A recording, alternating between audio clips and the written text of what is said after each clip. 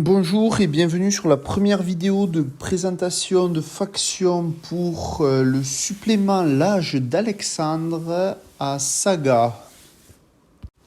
À tout seigneur, tout honneur, je vais commencer par la faction des Macédoniens qui vont représenter les troupes d'Alexandre le Grand durant la conquête de son empire. Rien à voir avec Alexandre le Ridicule qui pense me battre autour de la table de jeu.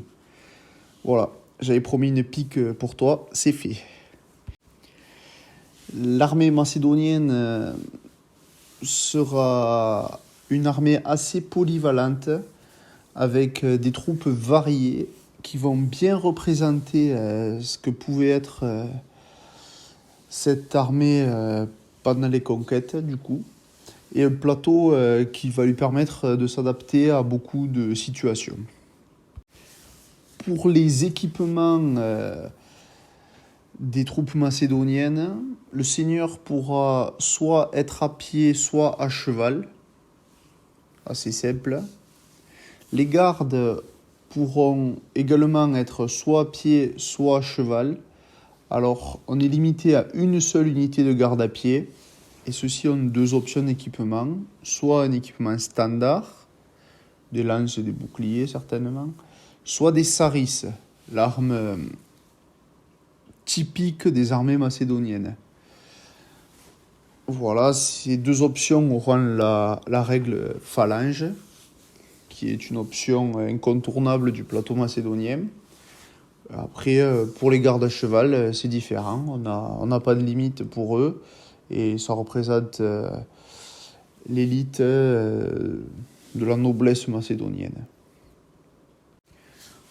Pour les guerriers, alors, on a les guerriers équipés de saris, qui vont représenter le gros de vos troupes, avec la règle phalange. Les guerriers équipés de javelots, qui ne peuvent pas être supérieurs en nombre de figurines aux guerriers équipés de saris, ce qui fait que vous allez quand même devoir prendre un certain nombre des précédents. Et vous pouvez aussi inclure une seule unité de guerriers à cheval. Ça fait quand même un certain nombre de choix, même si l'accent est bien mis sur les saris, ce qui est assez normal, je pense. Pour les lever, c'est assez simple. Vous avez uniquement l'option de les équiper avec des arcs. Ce qui fait que cette armée, elle aura certainement un joli look sur la table, parce que vous n'allez pas pouvoir vous concentrer uniquement sur un seul type de troupe. Enfin, techniquement, c'est faisable, mais je ne pense pas que ce soit le plus pertinent. Donc, vous allez certainement avoir beaucoup de guerriers équipés de saris. Pourquoi pas en soutien des javelots, ou alors des levées avec arc. Et une élite très certainement à cheval, même si vous pouvez toujours jongler avec une élite piétonne également. Le seigneur, vous l'équiperez certainement en fonction de la proportion de cavaliers ou de piétons et de ce que vous voulez en faire dans la liste. Ce qui fait que c'est très intéressant. Il n'y a pas tant de choix que ça, surtout par rapport aux factions du supplément qui ont énormément de choix. Mais ça permet quand même des variantes et donc une rejouabilité sympathique. Maintenant, pour parler du plateau, on va commencer par les capacités basiques. Celles-là ne bougent pas. On a toujours les classiques activation de garde, de guerrier, de levée, puis le bonus de combat et la réserve d'activation. Donc ça, très simple. Aucun changement par rapport à d'habitude. Maintenant, les capacités avancées. La première, ce sera bourreau de roi. Une capacité qui nécessite un dé peu commun. C'est le casque sur les dés grecs. Enfin, hellénistique, Hélène sinon. Le casque, bourreau de roi, une capacité de corps à corps qui nous permet de relancer la moitié de nos dés d'attaque qui n'ont pas obtenu de touche, ou tous nos dés qui n'ont pas obtenu de touche si on s'attaque à un ennemi qui a résistance. Donc principalement le seigneur adverse. Vu le nom de la capacité, c'est assez logique. Donc si on s'attaque à une unité sans résistance, je trouve que la capacité est plutôt faible. Enfin, ça dépend le nombre de dés que vous allez générer, mais c'est pas fabuleux. Par contre, si vous commencez à tout relancer, c'est très bien, surtout contre des unités qui ont beaucoup d'armure, ce qui va vous donner beaucoup de relance. En général, les unités qui ont résistance sont bien armurées, donc ça permet de bien tuer les seigneurs. Ou les éléphants. c'est non négligeable sur les éléphants également. Donc voilà, c'est une des occurrences qui va vous permettre de... La seconde capacité, prise d'initiative, la seule capacité du plateau qui nécessite 2 dés saga, un commun et un peu commun, la colonne et le casque, une capacité d'activation multiple. Alors activation multiple qui fait 2 activations pour 2 dés, donc c'est pas sur ça que vous allez gagner. Par contre, si ces unités que vous activez se trouvent à M du seigneur, cette activation ne génère pas de fatigue. Donc vous pouvez les activer uniquement pour un mouvement ou une charge. Ce qui fait que c'est très intéressant parce que les saris sont plutôt lentes. Les guerriers équipés de saris sont lents à cause de leur mouvement de C. Ce qui fait que ça peut vous permettre de les rebouger sans subir le contre-coup d'une fatigue pour faire simplement 2 mouvements. Ou alors carrément de les avancer un petit peu pour les mettre à portée de charge, et vu qu'ils ont quand même une portée de charge normale, c'est-à-dire de M, ça peut leur permettre de surprendre. Bon, de surprendre plus ou moins, parce que ça sera des unités qui seront proches de votre seigneur et votre adversaire, il est au courant que vous avez cette capacité. Mais en tout cas, ça apporte de la mobilité à une armée plutôt statique. Enfin, statique, surtout dans ces gros corps de guerriers, quoi. Donc c'est intéressant, quoi. La troisième règle, la fierté des compagnons, qui s'adressera uniquement aux gardes, évidemment, puisque ce sont eux les compagnons. Elle nécessitera un dé peu commun ou un dé rare, le casque ou le soleil. Elle permet de donner la règle résistance à notre unité durant un corps à corps, ce qui est très bien. Et en plus de ça, une fois qu'on a retiré les pertes, on peut retirer toutes les fatigues de notre unité sauf une. Si vous utilisez le dé rare, vous pouvez retirer toutes les fatigues.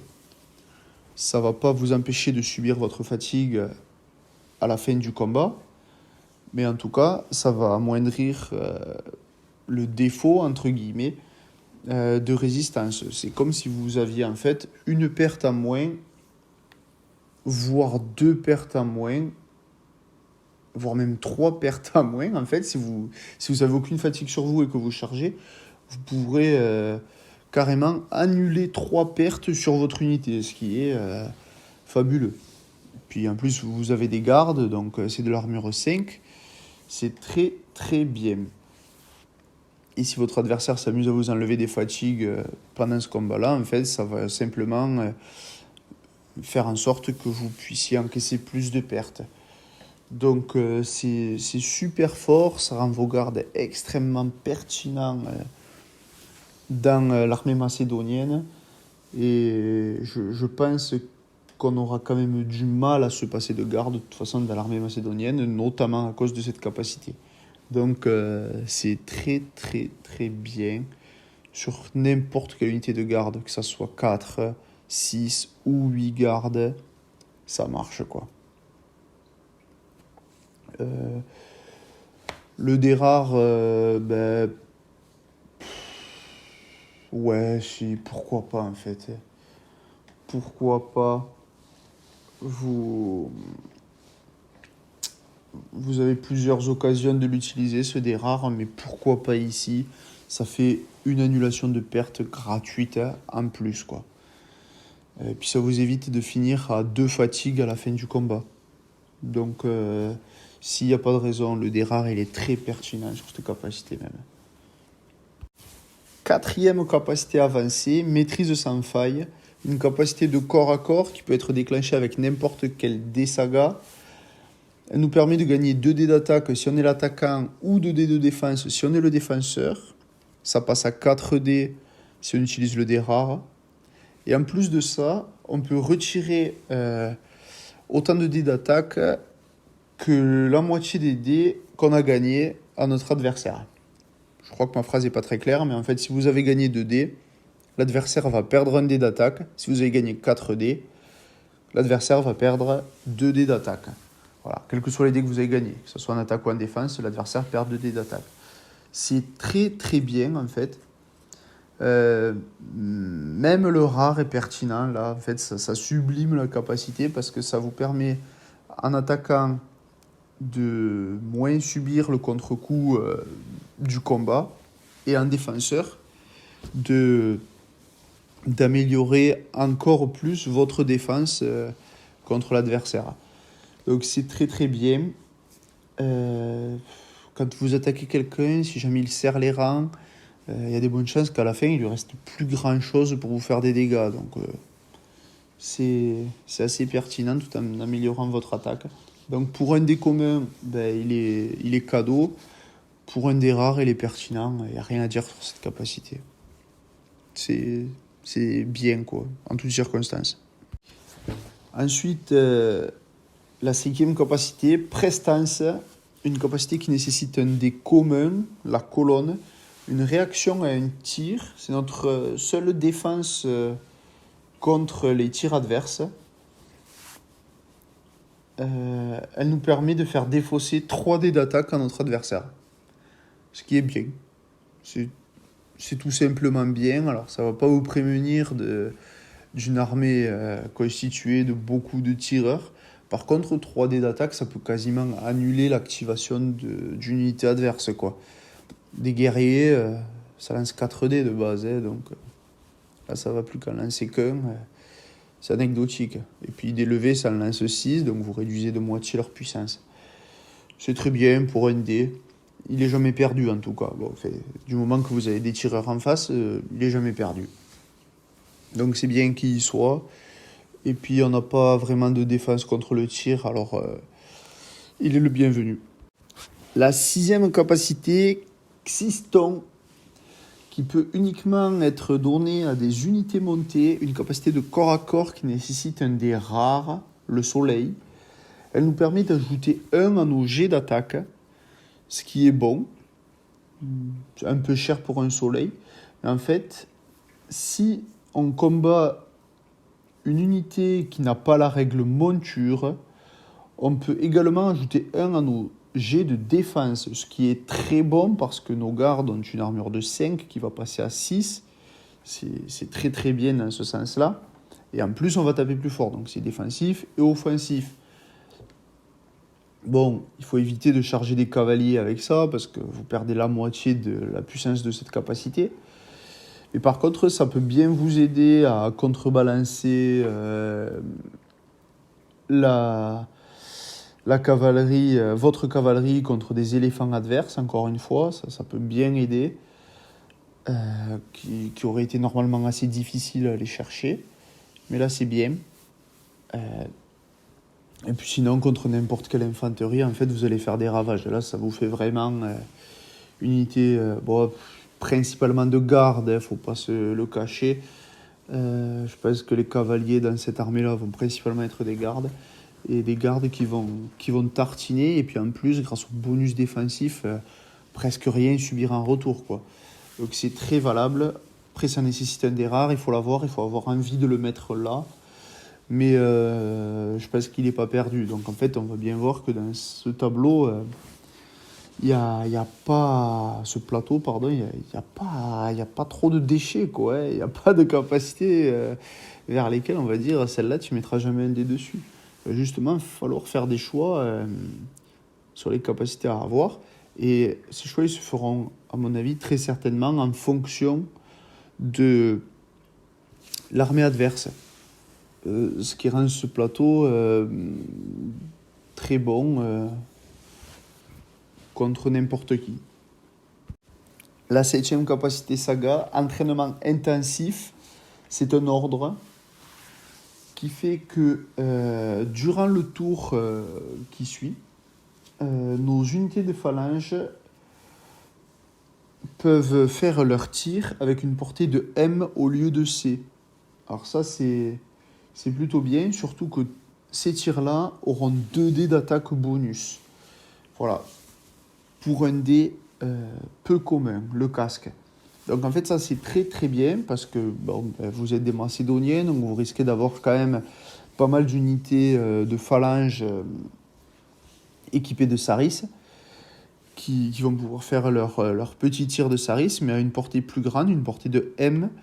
Donc vu que ce tir il génère pas de fatigue, c'est cadeau. Et en plus, grâce aux 2 dés d'attaque bonus, vous avez quasiment la même puissance qu'un corps à corps, sans subir le contre-coup de ce corps à corps.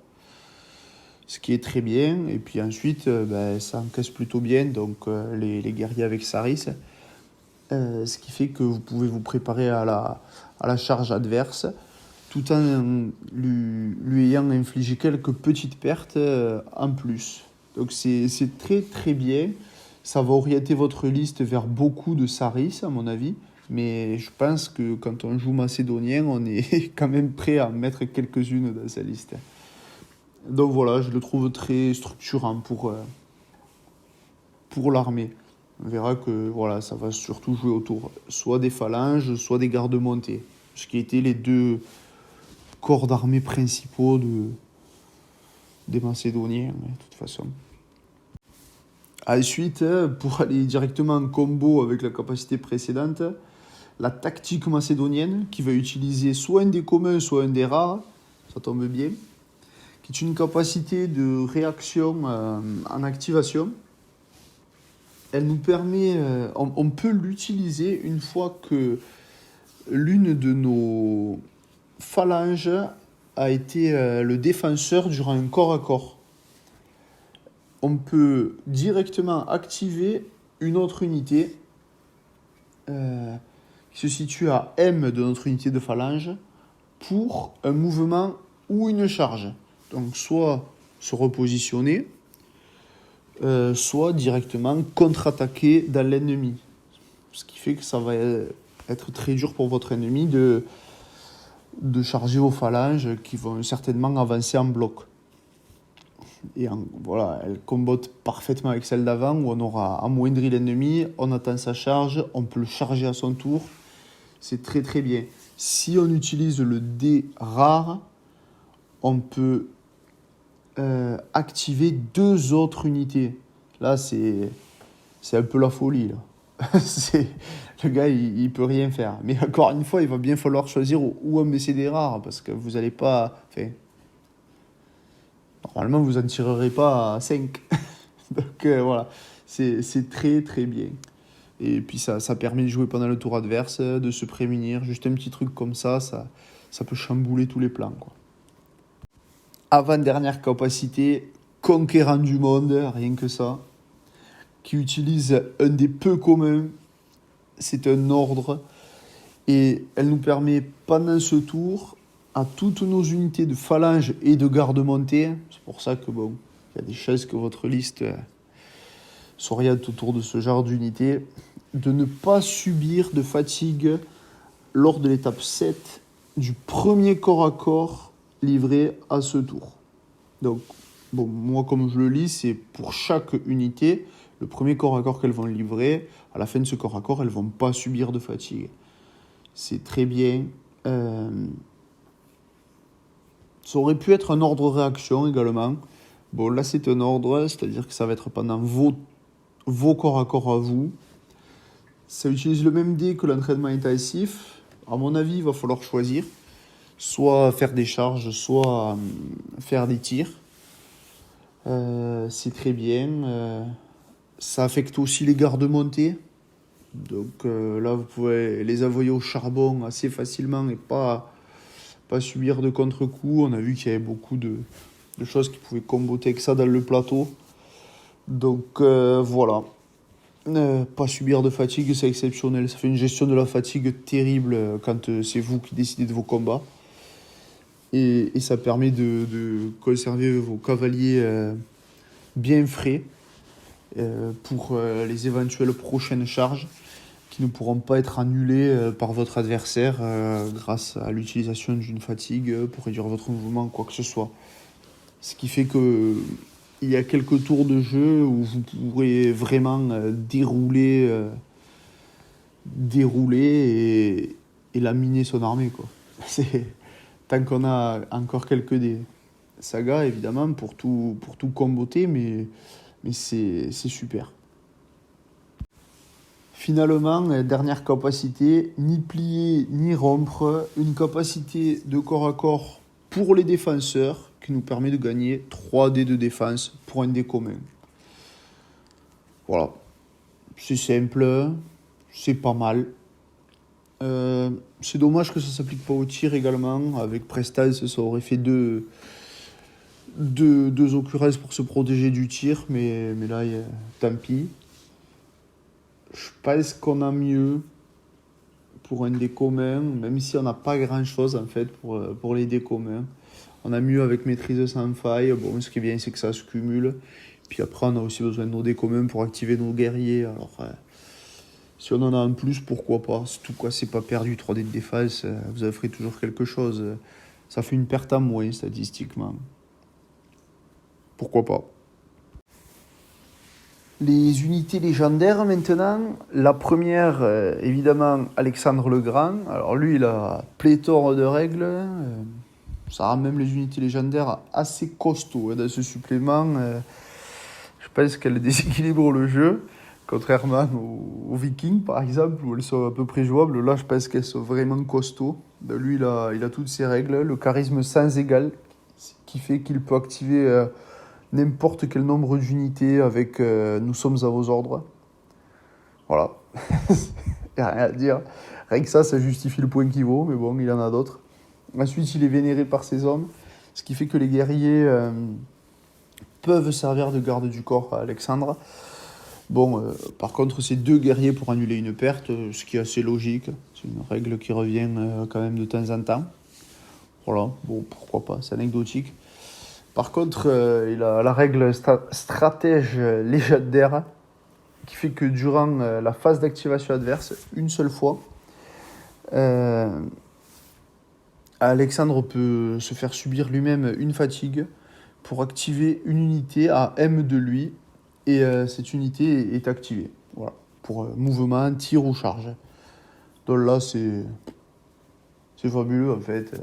Le gars, il peut pas jouer en face sans morfler. Donc, voilà, faut faire attention de ne pas épuiser Alexandre, mais il va se reposer et puis voilà, durant son tour. Et en fait, lui, il va servir à jouer pendant le tour adverse.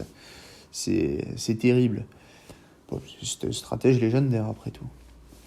Et puis, ce qui est bien, c'est qu'ils ont fait une règle pour son cheval, bucéphale, qui fait que lorsqu'on utilise une fatigue pour réduire la distance de mouvement, normalement on l'a réduit à C, et bien lui, elle est seulement réduite à M. Donc celle-là, elle est cool. Je suis pas sûr qu'elle soit fabuleuse en termes de jeu, même si elle peut servir par moment, mais en tout cas, je trouve que c'est bien qu'ils aient fait une règle pour bucéphale. Voilà, donc les seigneurs qui peut être utile, qui peut faire n'importe quoi si vous mettez 5 points d'archer autour de lui, qui va les activer 50 fois. Donc, mais sinon, ça va pas forcément changer non plus les compositions d'armée macédonienne. Après, je le trouve très fort. Voilà, il faut son point. Bien tassé même. La seconde unité légendaire, c'est Philippe II, le père d'Alexandre, qui a plusieurs règles également. Il vaut un point aussi, il est à cheval, comme son fils. Et donc, sa première règle, c'est que toutes les unités situées à M de Philippe peuvent se déplacer de très court à la fin de la phase d'ordre. Voilà, ça fait un mouvement supplémentaire. Ces activations-là sont ignorées pour le reste du tour en termes de nombre d'activations, pour l'attribution des fatigues, etc.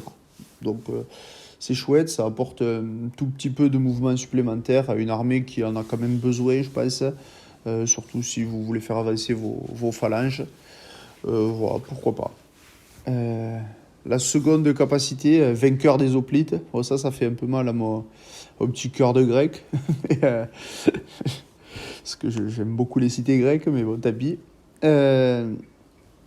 Donc ça permet à nos unités de garde ou de phalange, donc là ça va aussi affecter les cavaliers, les gardes cavaliers, euh, de gagner des dés d'attaque bonus ou de défense euh, en fonction des fatigues qu'ils ont ou des fatigues que l'adversaire a. Donc on peut soit appuyer sur l'attaque ou la défense, et puis aussi en fonction des fatigues qui sont effectivement présentes.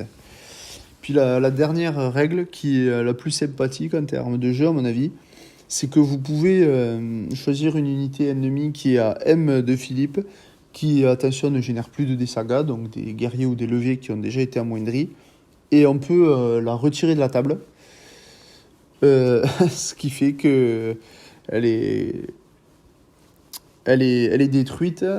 Par contre, elle n'est pas considérée comme détruite en termes de points de victoire, etc. Et en termes de fatigue attribuée aux unités autour. Voilà. C'est une petite façon de jouer différente. C'est sympathique. C'est la chose qui va changer chez lui, donc c'est intéressant. Après, je pense que les deux règles du dessus sont plus structurantes pour améliorer son armée. Voilà. Finalement, les deux sont jouables. Je trouve qu'Alexandre est très fort, mais il doit être certainement jouable sans exagérer les choses non plus, sauf si vous le faites exprès. Mais ça, c'est toujours pareil. Les villes optimisateurs, on peut rien contre eux, hein, ils trouveront toujours la faille. Et puis Philippe, non, il est plus correct. Voilà pour les unités légendaires.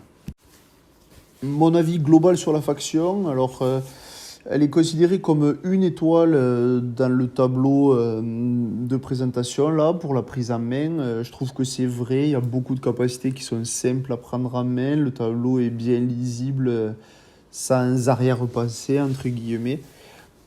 Euh, donc ça c'est bien. Elle compense quand même par quelques aspects la faible mobilité des guerriers équipés de Saris, enfin des guerriers ou des gardes, en tout cas des troupes équipées de Saris, par certaines capacités avancées, comme la prise d'initiative ou la tactique macédonienne, qui permettent de combler cette lacune. Elle est, elle est assez hétérogène, dans le sens où vous allez certainement inclure des piétons et des cavaliers, voire des armes de tir. Ça, je suis un peu plus mitigé, mais ça peut se tenter. Euh, puis voilà, le plateau s'oriente vraiment autour des unités phares de l'armée, donc elle est bien représentative, je pense, de ce qui se passait dans les bataillons macédoniens, quoi. Ce qui je trouvais très chouette, voilà, d'avoir un rendu plutôt réaliste, entre guillemets. Voilà, faut pas être tatillon non plus, mais et ça pour moi c'est une des caractéristiques qui me fait bien aimer cette armée. Voilà. Puis après, voilà, on voit bien que ça va jouer autour, ben voilà, soit des gardes, soit des phalanges de Saris, qui vont sublimer en fait cet équipement. Et puis ça tombe bien parce que c'est pour ça qu'on joue les Macédoniens. Donc voilà, une faction quand même que j'aime beaucoup. Pour finir, je vais proposer une petite bande. Moi, je prendrais par exemple 2 points de garde que je mettrais en une seule unité de 8. Les gardes à cheval. 3 points de guerrier équipés de Saris, qui constitueront un gros bloc solide pour notre armée. Et puis un point de levée avec arc qui serviront de soutien, même si aucune capacité ne va bien avec eux. Ils sont quand même pas négligeables en termes de soutien, parce que vous avez quand même une armée qui avance doucement et peut-être que vous aurez besoin de quelques tireurs euh, pour obliger l'adversaire à venir, ou au moins pour l'attendrir, quoi. Parce qu'après vos saris qui tirent assez, c'est pas non plus énorme. Donc voilà. Ensuite, vous pouvez par contre vous passer de la levée si vous voulez. Vous mettez un point de garde supplémentaire et puis vous passez les gardes en 2 unités de 6, ce qui sera très bien à mon avis. Voilà, ça serait à mon avis je sais que dire à mon avis. Les variantes évidentes entre guillemets, hein. Après évidentes pour moi, tout le monde n'a pas mon point de vue, mais de l'armée macédonienne, ça, voilà, ça fera une bonne base, je pense. Ensuite, évidemment, vous pouvez jouer beaucoup plus de piétons. Vous pouvez, voilà, notamment chez les gardes, vous pouvez faire une unité solide de garde avec Saris, ça n'empêche rien. Voilà, même une unité, si vous mettez les 3 points de garde, par exemple, une unité de 6 gardes avec Saris, une unité de 6 cavaliers, ce qui vous fera beaucoup plus de Saris. Et pourquoi pas, par exemple, enlever un point de guerrier pour mettre l'unité à laquelle on a droit de cavalier. Ça, c'est très bien. Vous pourrez varier en fait votre proportion cavalerie-piéton en fonction de vos ressentis durant vos parties et de votre affinité avec ce genre de troupes. Donc voilà, c'est très bien. Et puis après, bon, la levée, c'est on aime ou on n'aime pas. Elle n'est pas indispensable dans la faction, mais elle est là. Ce qui est chouette. Voilà, pour les compositions de bande, je pense pas non plus voilà, être exhaustif, mais donner quelques grandes lignes probables. Maintenant, je vous remercie pour avoir écouté cette vidéo, si vous êtes encore là, si vous l'avez écouté en entier, ça me fait plaisir. Et puis, je vous dis à la prochaine pour une nouvelle faction.